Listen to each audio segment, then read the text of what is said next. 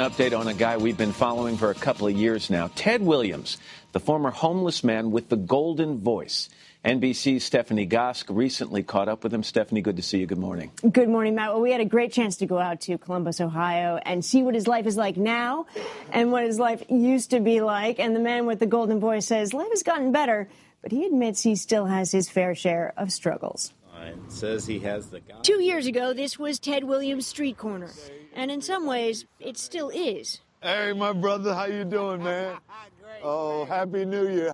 Nearly everything in his life has changed. Everything, that is, except the voice. Right back here, we'd be in the cut. But the memories of 17 years of homelessness are still fresh. What's it like to have to stand on a median in a highway and ask people for money? I thought it was the most degrading thing. I thought that was the lowest form of homelessness. Williams was standing right here when a reporter from the local Ohio paper shot the famous video, a dirty, bedraggled beggar with the most unlikely of gifts. When you're listening to nothing but the best of oldies, you're listening to Magic 98.9. And the man with the golden pipes. Days later, Ted Williams was on the Today Show. Oh, God! I missed Matt Lauer. Announcing the Today Show. This is Today. The man with the golden voice proved he is also something of a performer. Live from Studio 1A in Rockefeller Plaza.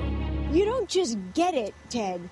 You nail it. I mean, you completely nail it. I loved it. Like, how did you get that so good in that one moment? I had been practicing. Here we go. It didn't go unnoticed. Williams now has a contract with Kraft Macaroni and Cheese, doing voiceovers. And they're made just for nights like this. You know you love it. A job and an apartment later, there is no doubt life has improved. Hi, Mommy. He even had an emotional reunion with his mother. But there are still some struggles.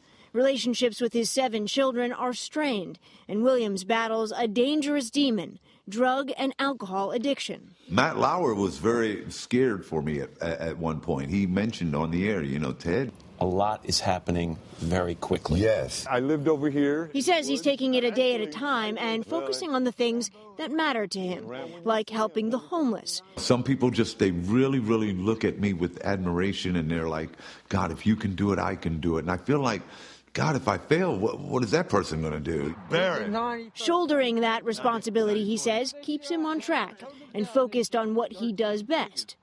He didn't shy away from a chance to show me how it's done. Stephanie Gosk, NBC News, New York. The truth is, I've been practicing since I can't do it. No, even with his help, the guy's a marvel. It comes from somewhere else, that voice, I don't know. And he's right, I was nervous about him. I was nervous also that I was worried he'd surrounded himself with some people who might take advantage of his newfound fame, but I hope he's kind of settled into life a little bit. Yeah, he has. I mean, he still is the first one to acknowledge the fragility of his situation, but he's got some good people around him. And as I said, he's taking one day at a time. Stephanie, thanks for the update. We appreciate it.